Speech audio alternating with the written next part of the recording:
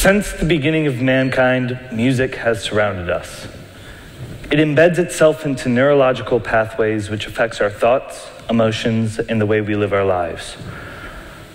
When we lived in groups of people, chanting was used in rituals and ceremonies. When religion was an integral part of everyone's daily lives, hymns were sung to praise and worship.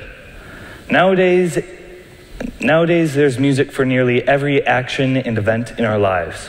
Through time, music has constantly evolved, from the way we create it, to the people we collaborate with, to the way we distribute it to others.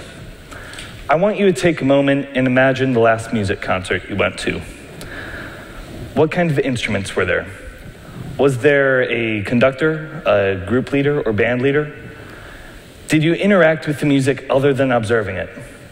When you begin to think of music as an event you can manipulate rather than simply a performance you give, suddenly the world of music making can involve the use of technology, coding, fabrication, woodworking, design, artwork, and more. However, if we're going to push the boundaries of what music making is, we need to do more than just compose the notes, but build the instruments that play these notes. While I like to say that my interest in music has come from going to concerts at a young age and seeing as musicians perform the same procedure of going onto the stage and giving their performance as the audience sits and listens, that's only half the truth.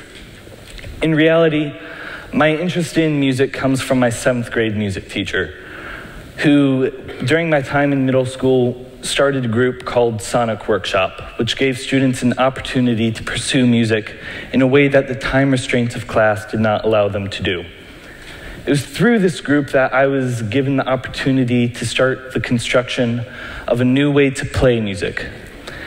The group I worked with, while it was small, we were extremely passionate about the work we were doing.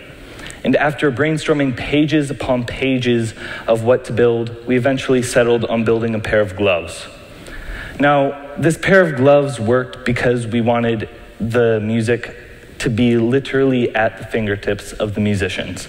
And so we built the gloves in hopes of the musician being able to connect their finger to their thumb, thus producing sound. Because we were limited to only 8 notes, we chose the piano as our primary instrument due to it having 8 whole notes in its octave.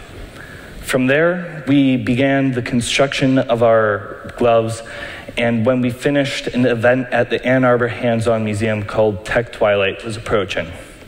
Now, at this event, we talked to people from all around Ann Arbor who asked us questions such as, where did you gain your inspiration for building your gloves?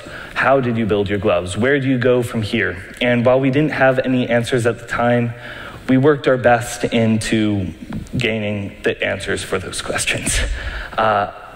When the judging panel for the event came to our booth, they asked us the same questions, but instead of ridiculing us for not having the answers, they assisted us in gaining the answers and where to go from there.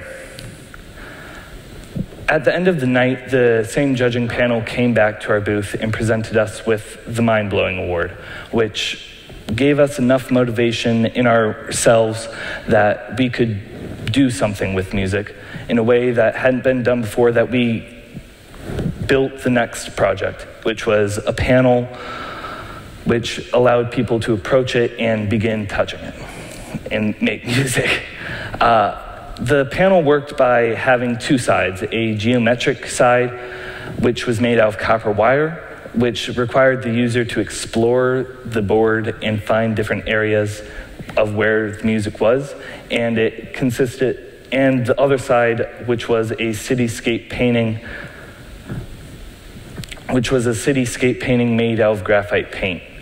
This panel was made more in the hopes of the Hands-On Museum's core aspects of collaboration and technological design, where both sides of the panel, while they worked on their own, they worked to their fullest extent when 2 people approached it from both sides and gave music on the board. When we went to Tech Twilight that year, instead of being approached by a panel of judges, we were approached by the director of the Hands-On Museum, Mel Drums, who asked us if we would be willing to build something expressly for the Hands-On Museum. Elated with the opportunity to build something for someone instead of just building something for ourselves, we agreed and began construction of the Ice Cube, which was a 4-dimensional version of our panel, which allowed people as young as the age of 2 to the ages of, 100 to use our Ice Cube to the fullest extent. It consisted of 4 different unique pictures of a farm, a polygon made of copper wire, a underwater theme, and a drum set. These 4 sections allowed for people of all musical backgrounds to approach the cube and begin using it. Now, the Hands-On Museum gave us a budget of $1,000 to do this, and because of it, we really focused on their 3 main principles: collaboration, design technology,